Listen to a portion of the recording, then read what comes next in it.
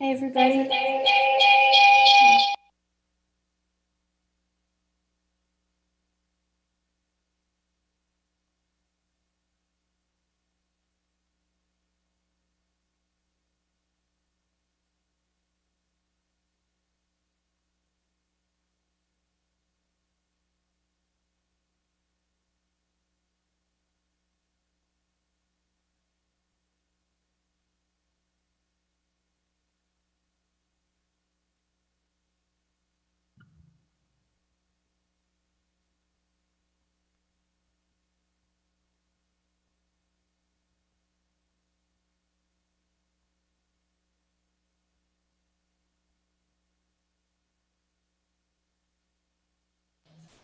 Hello?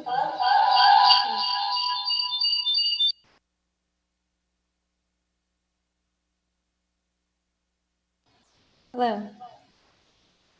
Hey, everybody. We'll be starting pretty shortly. We'll give it maybe 5 or so more minutes, and then we'll get started with the show and tell.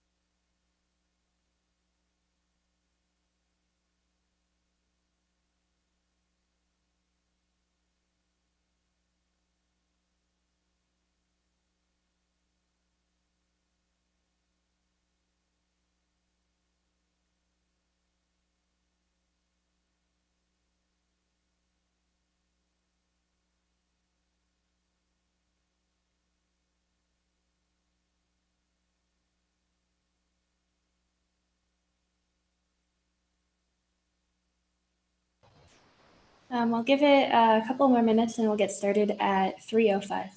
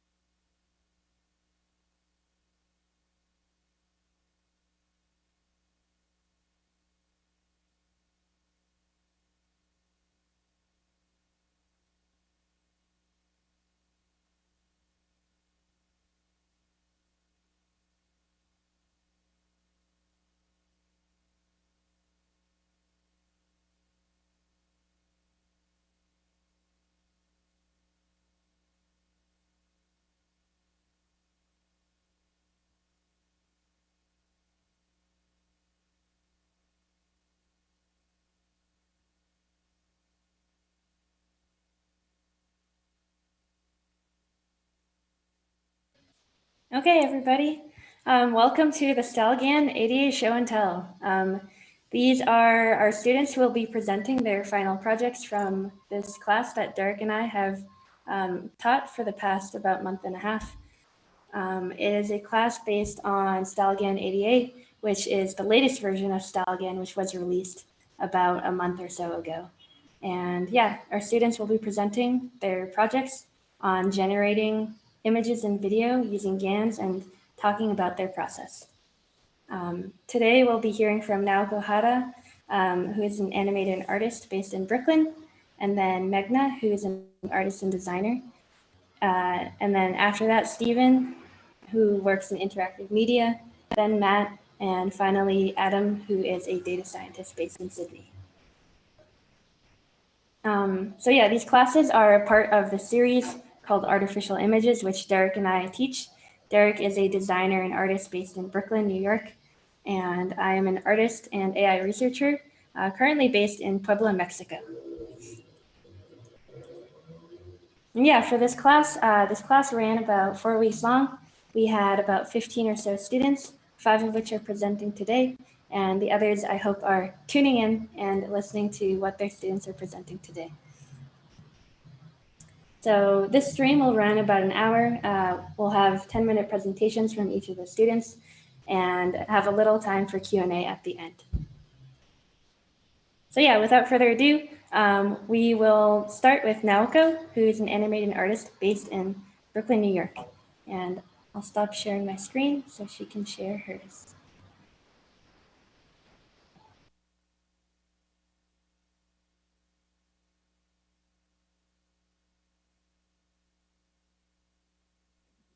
Okay, I hope you can all hear me. Yeah, cool. Okay, great. As Leah said, I'm Naoko. I'm a designer, animator, and artist based in New York City, and I'm originally from Tokyo.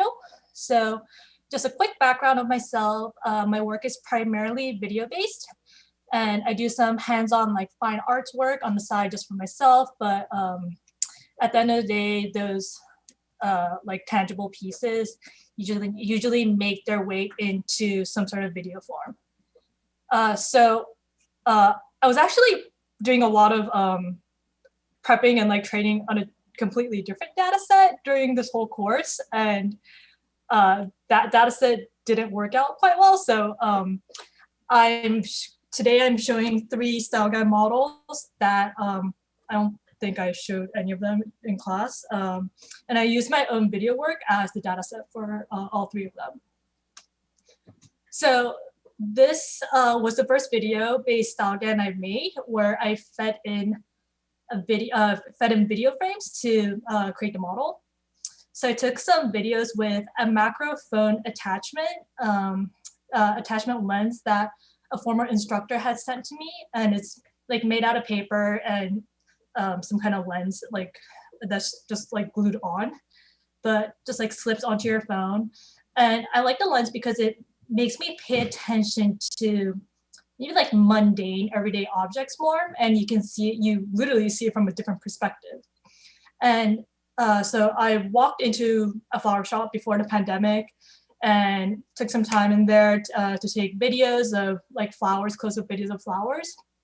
So it's a little unfortunate the GIFs aren't as high quality, but it was a very fun experiment for me to just like play with the lens and like feed it into StyleGAN and to see like what kind of results I would get. So this was like the first stab at just like feeding videos and seeing what would happen. And just gonna swiftly move on to the second data set. So this was actually an ongoing project for me, or I kind of put it on pause for a bit. And it's based on a series called Bunny. It's named that because all the animation in the series is audio based or audio driven, and the audio is called Bunny. So again, I took frames from these like experiments and I stitched them together. And I thought it would work because, you know, they're all circular and they're kind of similar in form. And yeah, and I ended up pausing this project in the first place because I ran into a creative wall. And so I was like, well, I'm gonna like shelve this for a bit. And I thought it would be fun to, it was appropriate to make a data set and see like what a machine could do with this data set and like something that, you know, maybe it would spit out something that I wouldn't think of. And I think that's how I use machine learning in my process. It's not really like, oh, well, like I use it so I can bridge the gap between certain things that, you know, maybe with certain parts. It's another puzzle piece for me. So yeah, I had maybe like 1,300 frames, and so I did a W walk and like flush digression and a couple other videos, but these were probably the most successful ones as of now. My next step probably would be to do an audio-driven animation in StyleGAN or in a notebook to see if it would give me different results from what I already had. Yeah, and this definitely helps me in terms of like the creative process, because, you know, again, I can see certain things that I wouldn't have thought about, or there are like certain transitions I wouldn't have thought about. And yeah, this was another fun little experiment to do. And so the last one, my last data set, which needs a bit of background explanation probably. I've been on and off making these curved origami structures, and it's something I learned over at SFPC like a year or two ago. And so these are called curved origamis, and the earliest known reference dates back to the 1920s at the Bauhaus, and it's currently practiced and like further developed by certain artists like Jimmy Tani and Eric Demain. So I would like to give them like the proper credit for that. And I was very much attracted to these curved origami pieces. Like these three are one of the few that I made because it like breaks our idea of origami, and it's not something that we would think about, or, you know, because we think like sharp straight edges, and these are just complete opposite of that. So when I make these, it's I kind of let the paper curve in the direction they want to. So it's very experimental, like the process of it is, which I thought was so similar to like making a model, because it's, you know, you just can't control what machines think, and like machines would like spit out at the end of the day. So this is part of my data set. Because I needed more frames, I ended up feeding the same set of data set into Derek's dataset tools, and I used Canny to make them outline, and I mixed the two and made it one big data set. And so these are some of the results I got, which I thought it was just so interesting to see how they like morph in and out. So the one on the left is it was just one origami like sculpture, and then I did the half Canny and half like 360 video. So that yeah, that's just definitely something I wouldn't be able to make in real life, or even like, you know, putting it through After Effects, which is my main tool for all my animation work. And the one on the right, it's the one on the right, it's a different data set. It's also two origami structures, but it's half of it is, I'm just gonna go back. Oops, sorry. Nope, other way. It's these two put together. So they like morph in and out of but they morph in between. So there isn't, it's either one or the other, but I thought like the transition was interesting, and it's interesting to see that it actually does a proper 360, or at least like a 270 or something. And yeah, you can still see the form. And again, I thought it was an interesting experiment to do. And that is all I have for today. Thank you, Naka. That's really cool. I really like the, yeah, were these 360 video data sets? Yeah, so on those three origamis? Mm-hmm. Yeah, so other way. Okay, so yeah, I took maybe like 2 or 3 360 videos on, I have a little stand, like a 360 stand. I think it's for figures, and you can like put it on, it just like continuously spins. So I put one each, and I just, yeah, I like stabilize my camera. And I use that as a data set. And I combine like all three. So for one origami, I took 3 videos, and I just combined that into one data set. And for one of them, I did like half GANI and half regular. Yeah, I really like the look of it morphing from like the outlined to the photorealistic and then back, especially in the truncation one. Yeah, that's really cool. This one's super fun. Yeah, I like it. Cool. Thank you, Naoko. Thank you.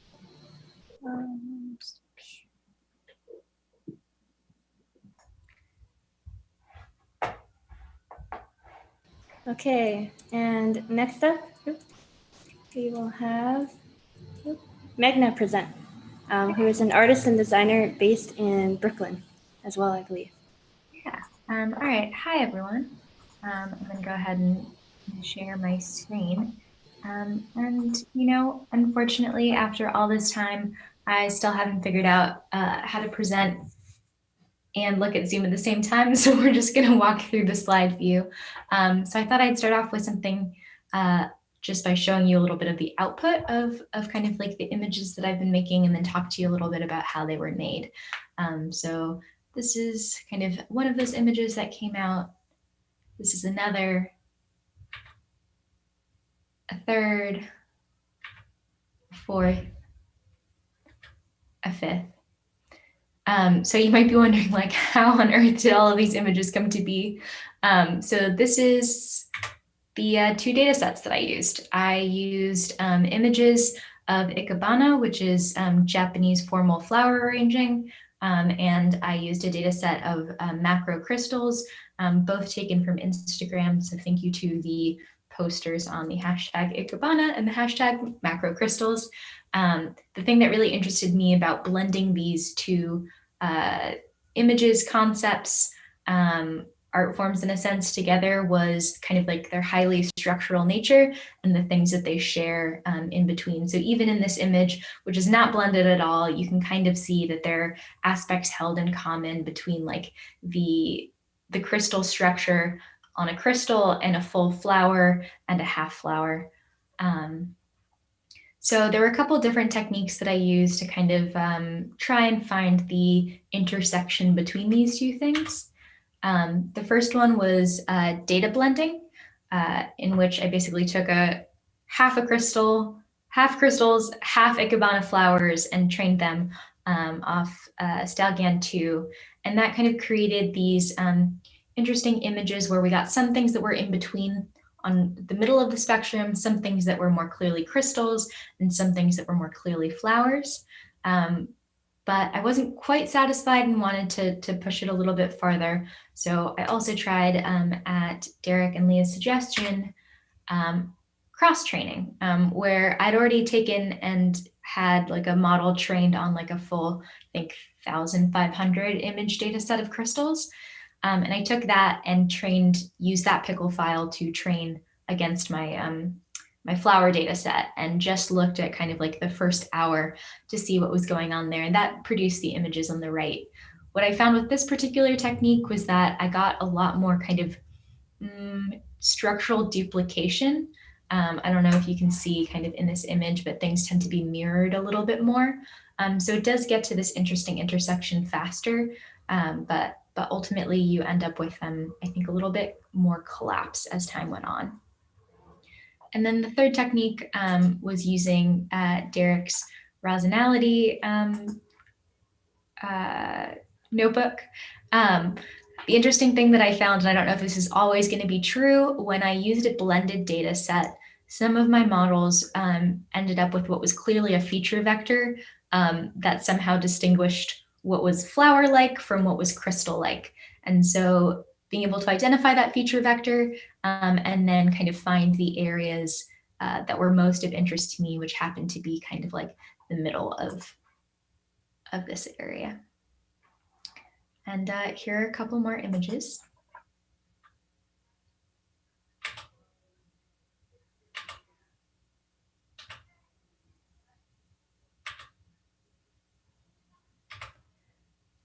I think what I found so interesting about using this project was just kind of like the underlying beauty and structure that exists within nature, whether something is technically alive or not. There's kind of all of these like hidden similarities, and the structures arise even when you kind of look inside of the machine. So, all right, well, thank you so much. Thank you, Magna. A lot of those were like so beautiful. I really love the structure that's present. Thanks. Okay. Next up is Stephen. Stephen works in interactive media and is based in Long Beach, California. I'll go ahead and stop sharing my screen.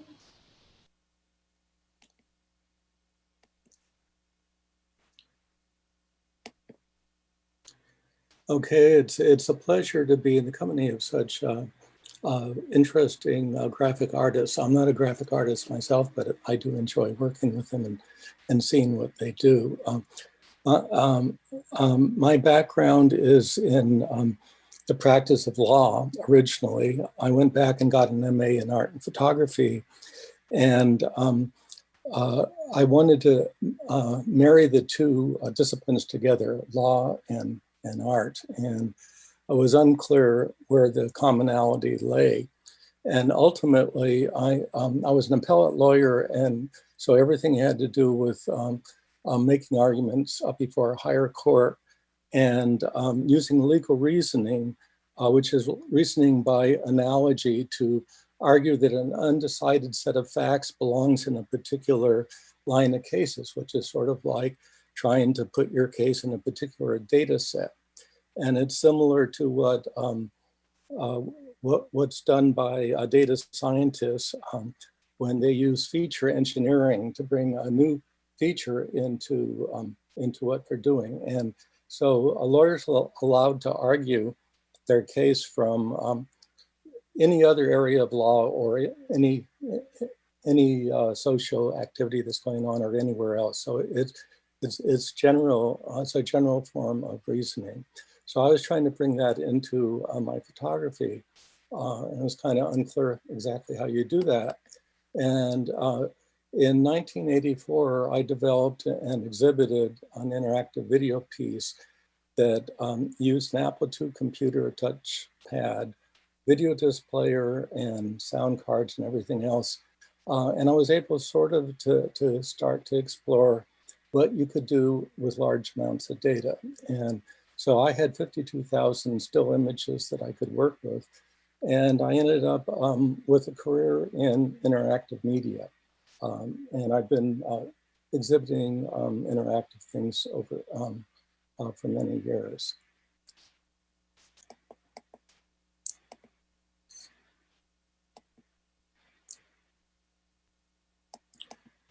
So I've also collected a lot of images, and these are wedding pictures that I've put together over the years. I've collected hundreds of thousands of these. They're 2¼ by 2¾ negatives with a lot of detail. And this particular one, which I call double kisses or whatever, is, I might have about 40 or 50 of these images. And so I put this together with a lot of other similar groups of images into about 800 images, which I put into StyleGAN. And it wasn't enough of any one kind of image to really work very well. And what happened is, I think I started off doing it using a runway. And I got some pictures that I liked that were unexpected. They're things, I had a lot of just married getaway cars that ended up looking like this. And I got little men in spaceships. And so that was I thought that was a lot of fun. It wasn't what I was expecting. And then I put the same thing into this new StyleGAN-ADA on Colab, and I didn't get anything at all that I liked. It was just like terrible. So what I did is I took the double kisses and I added to the images I had using Pinterest. I used a Pinterest pin down, which allowed me to download a whole bunch of them and more from Instagram. And I got maybe about 380 of those, and I mirrored them, and that seemed to work a little better. And so I got things like this.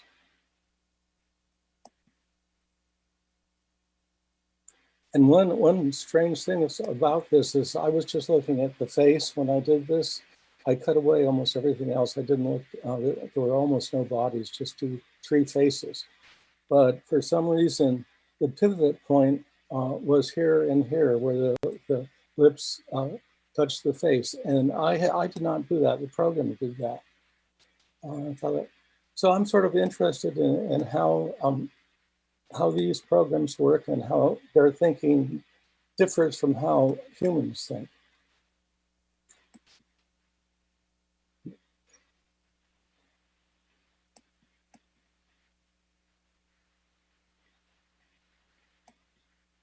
So that was a man who briefly went by there with a tie. The only way you can tell it's a man is the tie, because they come and go. They get men turn into women and what have you. So well, this is 6 images. And I kind of like to show this kind of like a grid format I use with my own photographs.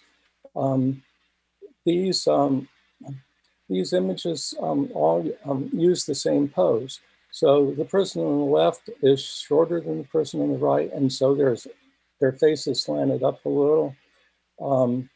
The person on the right always shows their nostril here, whereas you don't see one here. And the pose is always like that. And it doesn't matter who the person is, the pose is always the same. And I have no idea how the computer does that. It's a mystery. So you have many, many different poses with many different faces. And do they get this from my data collection? Does the program actually know something that I don't? Their hairstyle, they have lots of hair. I mean, they're much better than the pictures I put in. I don't understand how that can happen. And they're not really photographic. They sort of look like they're hyper-realism or super-realism, but they have a lot of defects, and I'm still exploring those. And this is an example of an ear that's, okay, good enough. However, this ear has a little thing coming out of it, like a growth. And then that growth continues to grow. And now it's sort of an earring.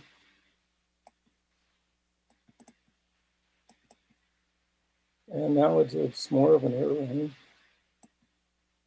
This one is a complete earring. And now we have a woman, and before it was a man. So the transition is complete.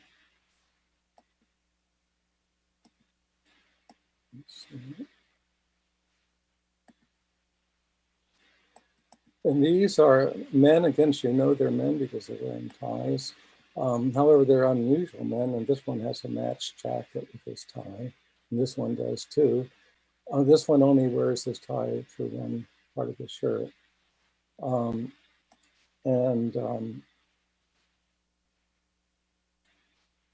So it seems that that's one thing you see, is that that a feature of a tie goes with a man. That's how you know you're looking at a man. But if you look here, these are women and they don't wear ties, but they have strange necklines. It looks like there was supposed to be a tie there, and realizing it was a woman, they took the tie out. At least that's what I thought when I first saw this. But when I looked closer, it turned out this is not a absence of a tie, it's a hand. There's the thumb. And this is also another hand. And so it goes. These things all have hands in them. They kind of messed up the picture.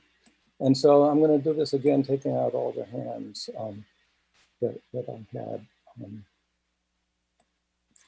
And it messed up a lot of the pictures.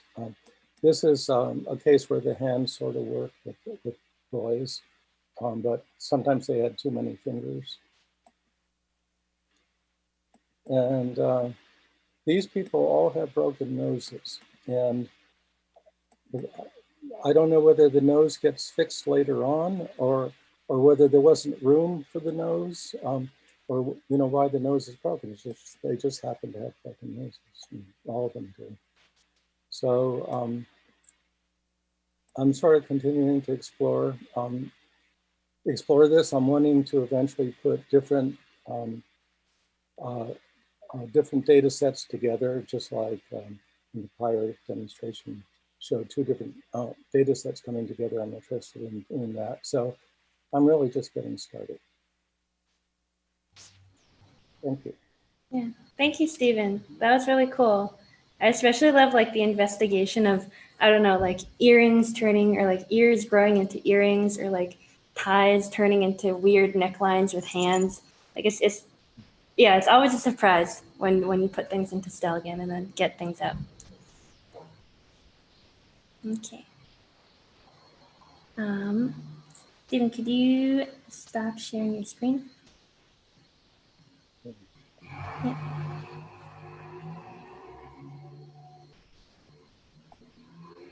Okay, cool.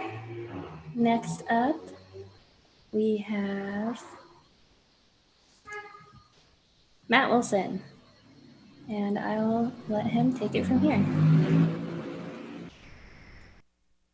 Right. Just going to share my screen. Okay.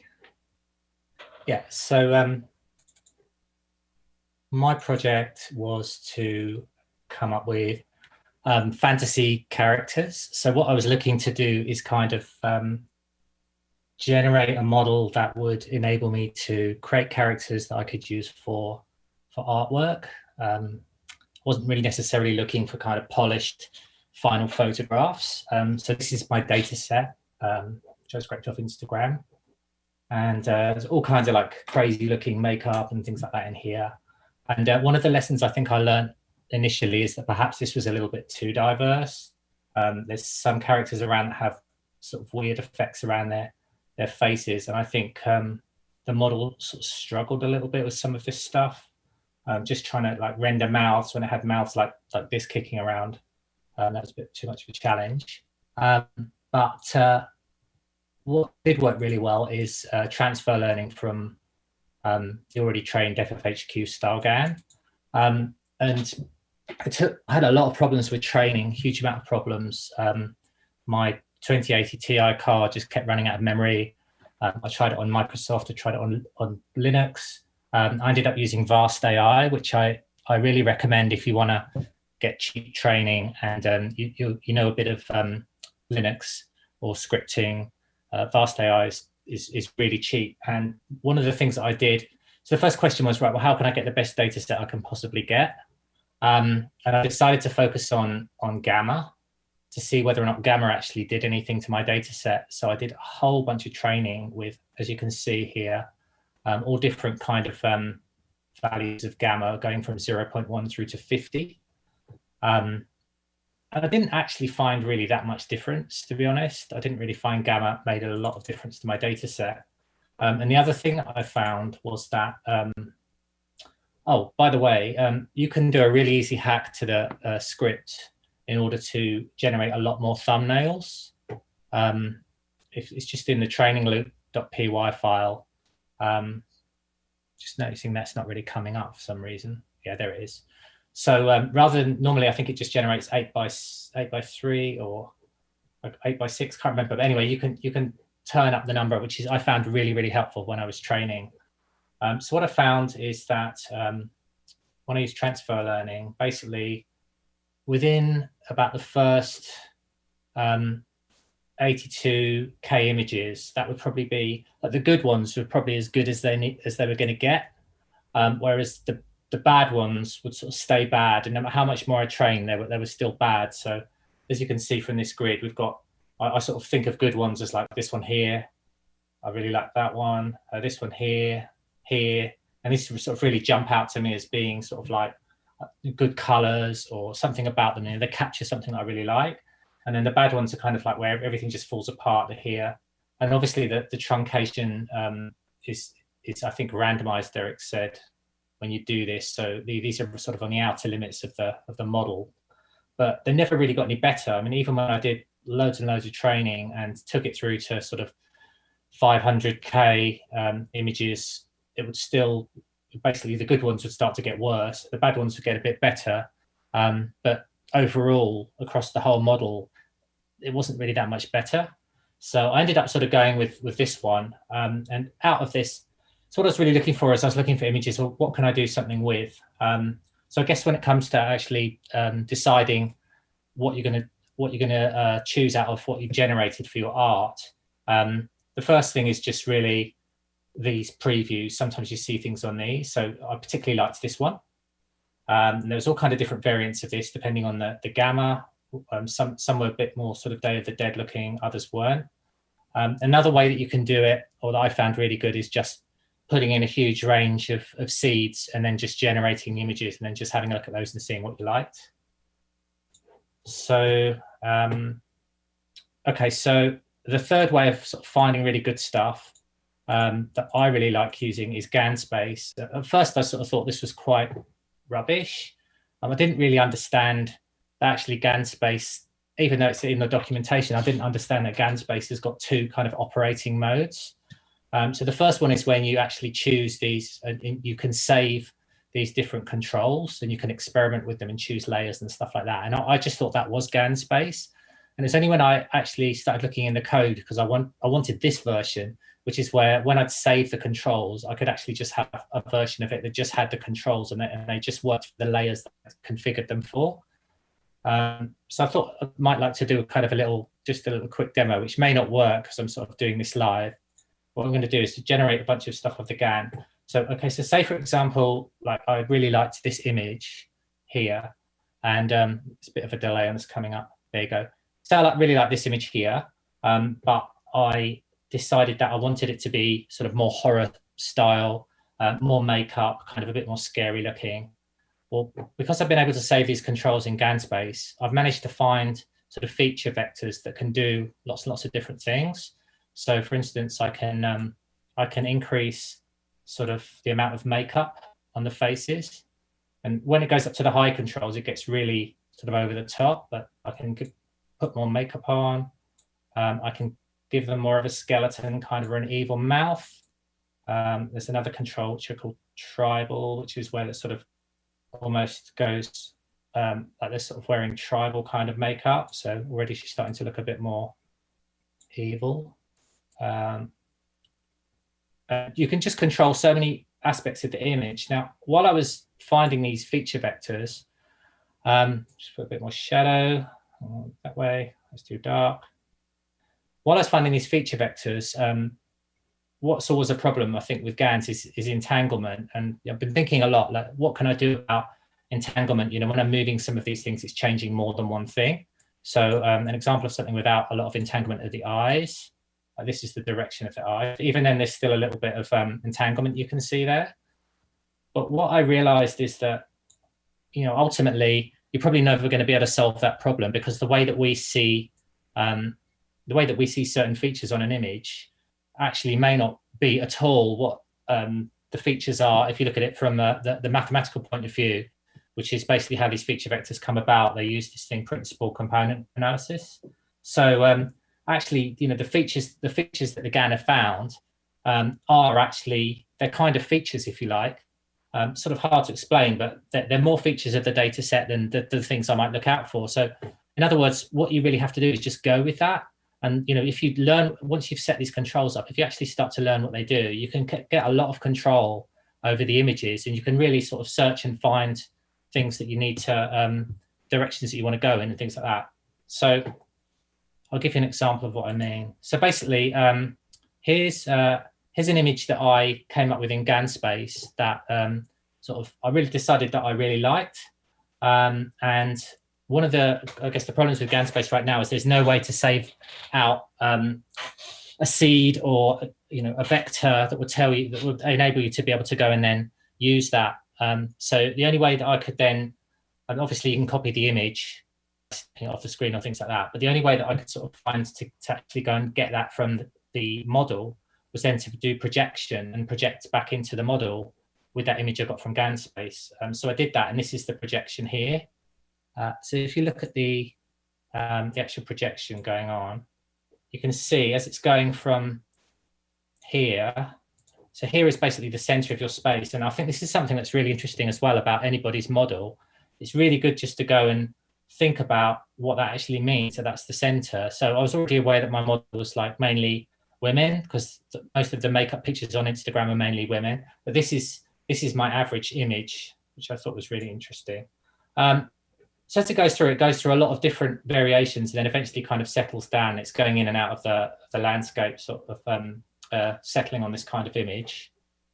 If I then go back to Photoshop, what I did is I then went through the video of the projection and picked out particular frames where there were bits I liked. So for instance, in the original image, I really, really like the colors, and I like the way the hair is purple around here. But the face is kind of, I like the shape of the face, but obviously like the face looks all a bit wrong and the lips look really bad. At the beginning of the projection, there was some really nice, clean kind of faces like here. They're much more realistic looking, but they're a little bit too kind of, almost too sort of like 1980s looking, kind of airbrushed or something like that. And at the end of the projection, I really sort of like some of the background effects here. But again, the face was bad, and it picked up on this white dot under the nose, which is something that I didn't want. So what I ended up doing is just messing about it in Photoshop and basically doing a lot of copying and pasting and things like that, and just coming up with an image that I was happy with, that basically uses some of the face from here, uses some of the imperfections from here, and uses the hair and the colors from here and some of the background as well. And that was kind of my first image that I did. Secondly, I then did this. So this was another character that came out. And I actually kept this one how it was, except for the original image sort of cut off about here and didn't have the shoulders as well. So I didn't spend a huge amount of time on it, to be honest. But just kind of as a proof of concept, I then just used the clone brush in Photoshop to create shoulders and things like that, and then just put this picture of a spider behind because I thought she looked kind of evil, and it just sort of worked for me. So that's kind of the second image that I did. And then the third one that I came out with that I was most happy with is this image. And if you recall, this is one that actually came back from the very beginning. So this kind of thing here, and this is just one variation of it. I mean, I've literally got hundreds of different variations of it, but this was the one I really liked.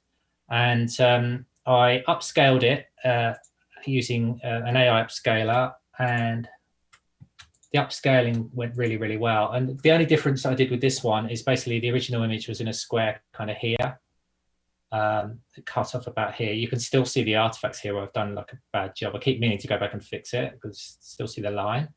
And I just wanted to give it a bit more space, and it just felt right to be in the bottom corner. So I just used, again, the clone brush. Some of the sort of accidental things that you get from GANs that are different to the source material, actually sometimes some of the best. And I just really liked this weird pattern here, and also the flowers.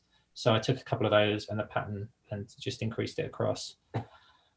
So those three images are really the three things that have come out of it so far.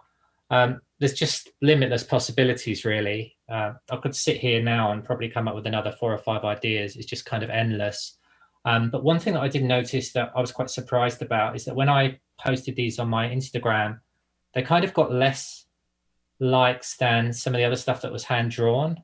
And at the same time, I was seeing feeds in Facebook where there's this company or organization that's advertising really heavily about AI generated art at the moment. I don't know if you guys have got that as well.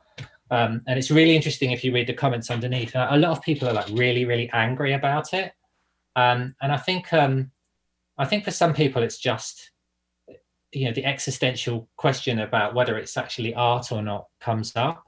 And some people are quite strangely hostile to it. And I think it just didn't sit well with the other stuff I did on Instagram. So I almost thought, you almost need a separate account just for this stuff, because this is specifically about AI inspired or AI generated art. And some people are into that and others just maybe aren't. So yeah, so that's it. Anyway, that's my presentation. Thank you, Matt. I especially love like your use of like multiple layers of generating stuff and then using GANSpace and then projection and then taking particular frames from projection and then meshing them all together by hand. It's like a very multi-layered approach. And yeah, that's really cool. Like, I think some people take the approach of like the things that are generated are just generated. And it's like, I don't know, cheating in some way to do more processing on top of them. But I think that's like where the artistry comes in. Yeah, and then we can talk more after all the presentations about sort of, I don't know, public perception about AI art and whether it's like art or not, and yeah, people being hostile towards AI art. But yeah. Sure. Okay, next up is Adam, who is a data scientist based in Sydney, Australia. Hello, everyone. I will share my screen. All right. So this talk is growing digital bonsai. This is a bonsai I generated. So why did I pick bonsais as my data set?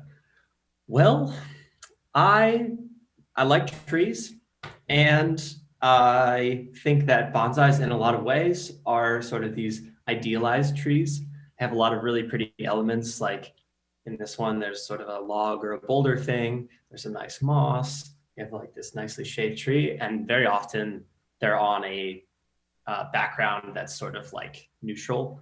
So I thought it would serve pretty well to train a StyleGAN model on these images. Thought it might do pretty well.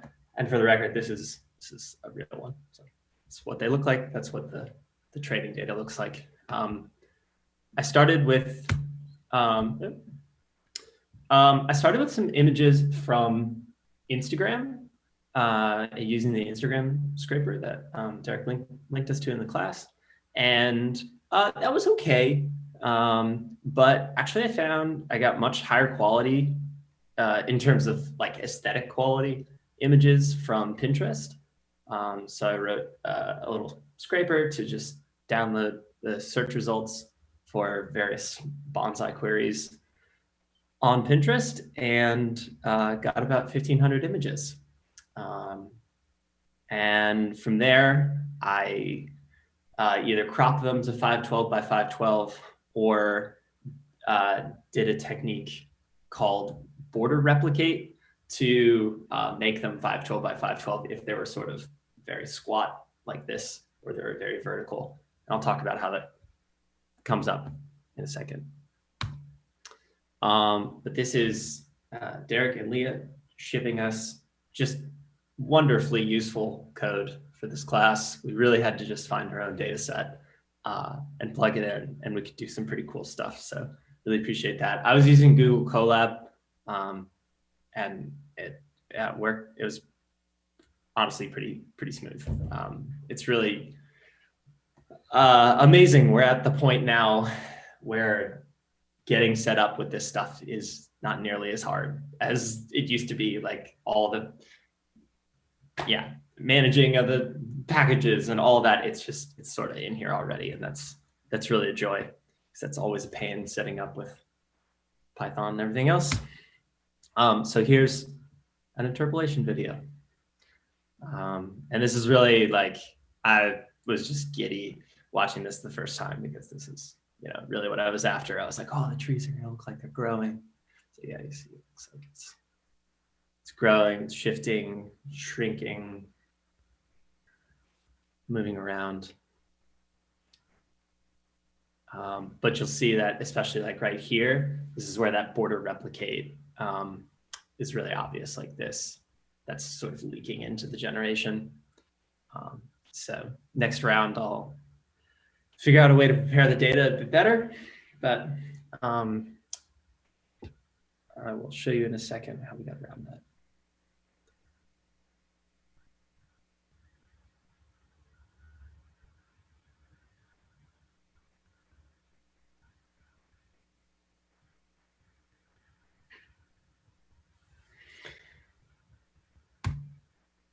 So that was fun, but let's get weirder. So turned up the truncation value, which, as I understand it, just sort of trades off weirdness and realness. Yeah, this was one that sort of popped out at me. It's got two different trays, which is not something that would have occurred in the training data.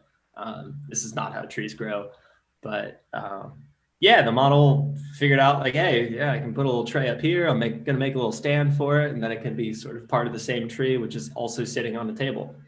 So this is, yeah, that was very interesting. So kept going further with this, but I wasn't really happy again with the lines. Also, this overlap here between the tree and like the stand or table. So really the fun that I had with this project was bringing the images into Canva. I'm a little bit biased. I work for Canva. So I sort of was just like, I have a pro membership. I might as well just use it. So I don't have Photoshop. I just use Canva. But it was really fun doing this because you don't have to be very precise.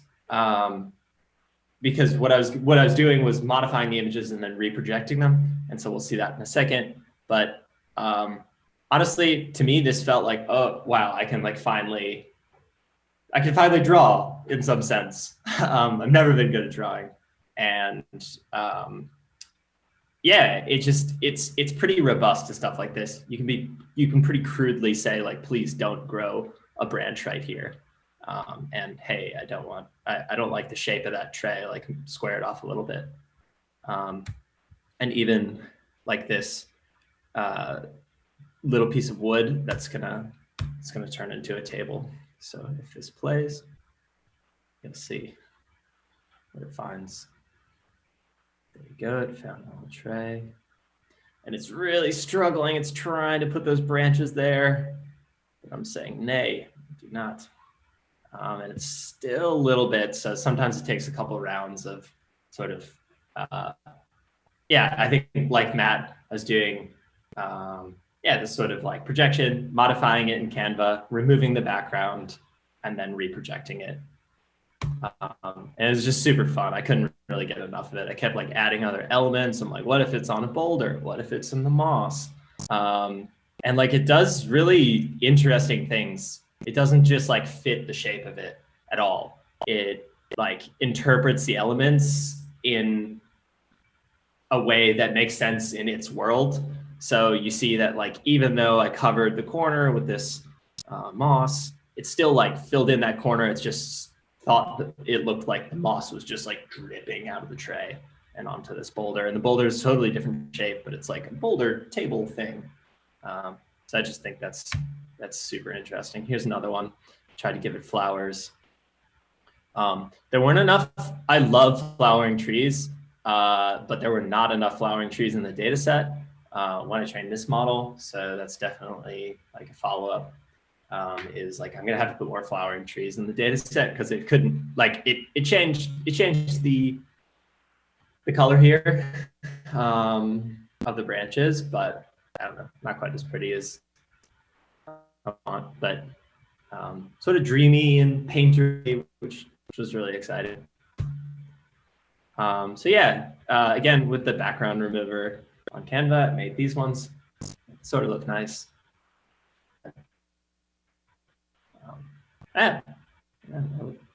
Very cool. And yeah, that's sort of it. Thank you, Derek and Leah, for teaching us. And again, thank you to bonsai growers and uploaders on the internet. Yeah, used your work, and it was yeah, it's been fun. So, thanks. Thank you, Adam. And I'm Adam Evans on Twitter. Yes, they're really calming to watch. The like the interpolation videos. It's very zen thing to watch. I feel like I could just watch that for 10 minutes and be calm for the rest of the day. And also the technique of like kind of like very crude Photoshop, and then you put it back into the model and do a projection. That's really cool. Yeah. It was so fun. Yeah. Mm-hmm. Yeah. Okay. And I believe that is the end. That is all of our presenters for today. Thank you guys for tuning in, and thank you to all of the presenters today, to Naoko, Magna, Stephen, Matt, and Adam today. We're gonna stick around for like 10 minutes of questions, maybe until 4:10. So if you have questions, you can put them in the YouTube chat and we'll answer them. And yeah, otherwise we'll just kind of stick around and chat about AI art.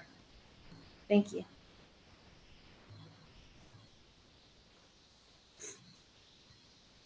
Yeah, so till we get some questions from the audience, I wanted to touch on the thing that Matt brought up about, like, I don't know, public perception of AI art. And have you guys, like, when you have been creating artwork in this process, have you, I don't know, heard, what have the opinions of other people been, like, of friends, when you're like, hey, I made this? Have you encountered anything like that?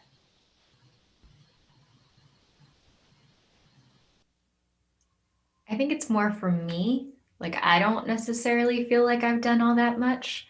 Like the images that like I came out with are things that like I would have loved to make, or kind of I dreamed of making, but I've never had like the Photoshop skill set to be able to create. And so it does feel a little bit as like, I feel like I'm in a curatorial relationship with this model. I don't feel like I am the artist here. You know? Mm-hmm. Yeah, it's definitely more of a curatorial relationship where you have this model that spits out all of this stuff, and then you kind of like go and cherry pick like things that you like. But also on the flip side, I've heard during one of our other live streams, Derek mentioned the fact that for him, the like sort of the artistry of training a GAN is deciding what you decide to include in your data set and what not to include. And he said this really beautiful analogy where he was saying that like forming your data set is sort of like forming a vocabulary for the poems that your GAN produces. Like you tell it like, okay, you can use this set of words as like your base to work with. And you're sort of defining like this space of like, here, these are things that you can work with. And then your GAN goes and produces the poems themselves. But you yourself as the artist, where you come in is sort of deciding like, okay, these are the things I want you to talk about. These are the components that you have to work with. Yeah. Yeah, the analogy that I've been using lately is like hiking and landscape. So like, I feel like I'm the creator of the landscape because like I gave the machine everything it needed to like create this whole interior world. So like I didn't produce a single image, an individual image, but like I helped create like this kingdom, and now I'm like walking through it to see like what are like the points of view or like lookout points that I think are. Yeah, I really like that analogy. Yeah.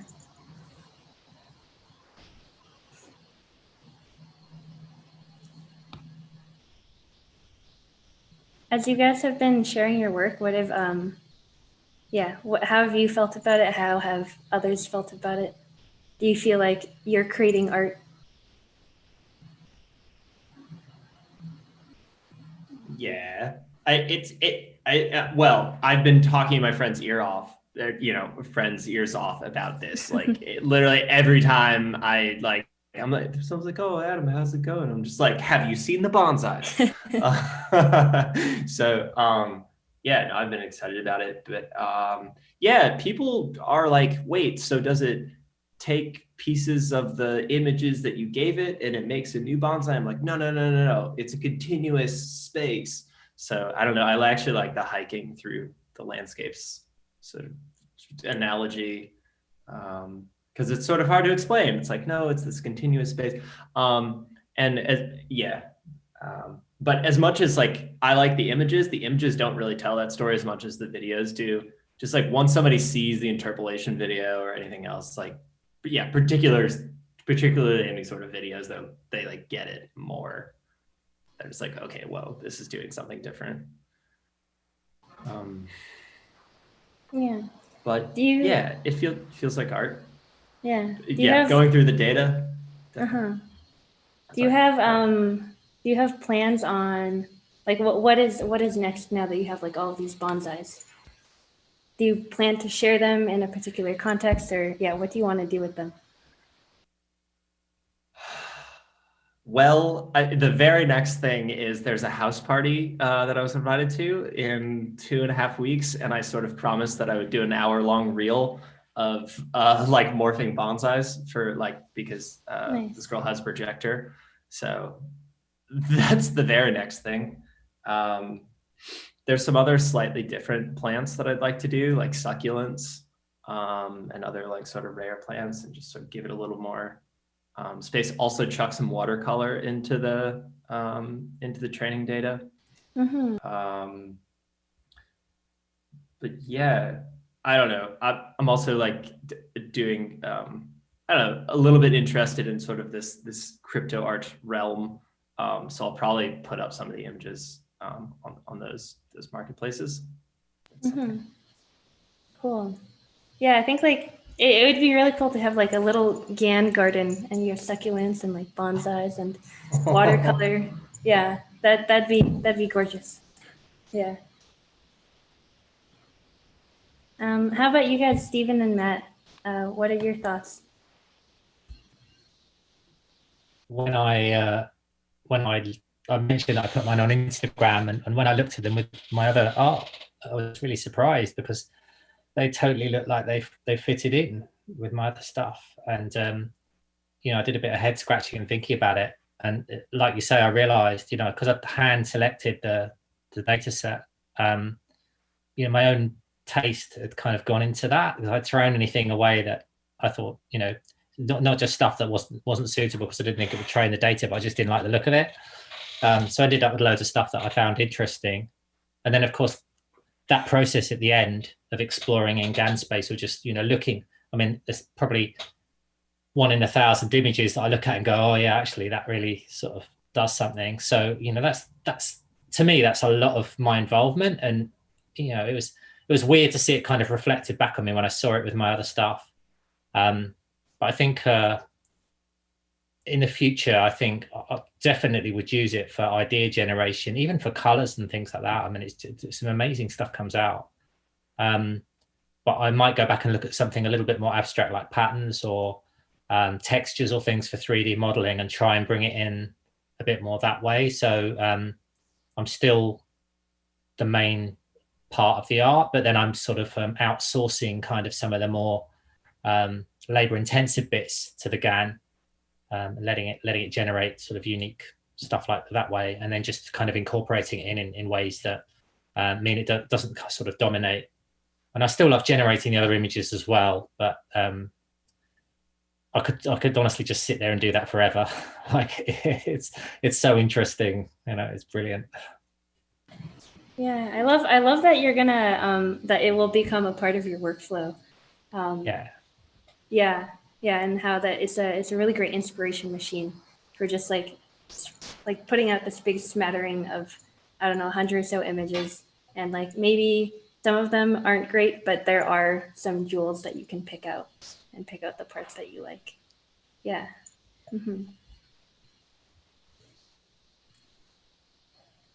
Stephen, how has this process been of like making these images and the wedding photos and the double kiss photos?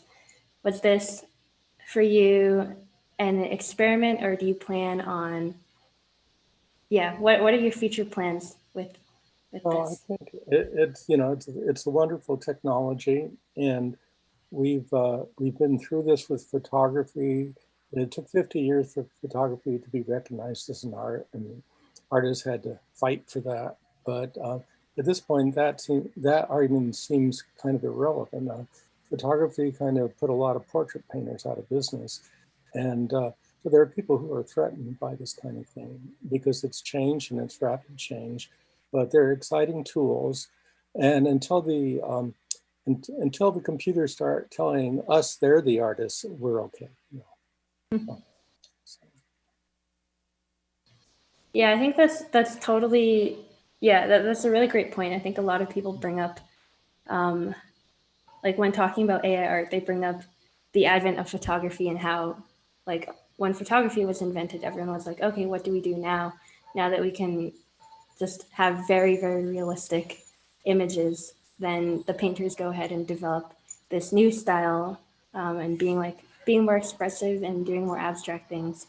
And I think another field that I feel is brought up a lot when it comes to, as an analogy or a related field to GAN generated art, is collages, because a lot of people, there always is this question of ownership when you're using other people's data sets or other people's images in your work. And yeah, one of our students who was a collage artist was like, yeah, I definitely consider this to be artwork for sure, because the art of collaging is reusing and repurposing other people's materials to create your own work.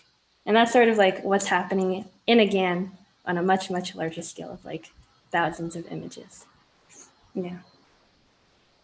That's one of my motivations originally to do this with the wedding pictures, because there are privacy issues that I have been showing those pictures, because some of those people are still around. And like I got a large collection of wedding negatives from a photographer who passed away, but his heir was an attorney.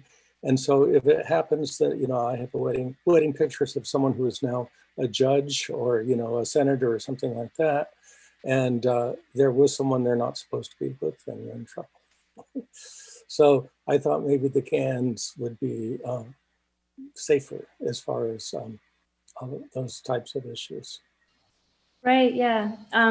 Yeah. On that topic, there was a film. I think it came out where they were.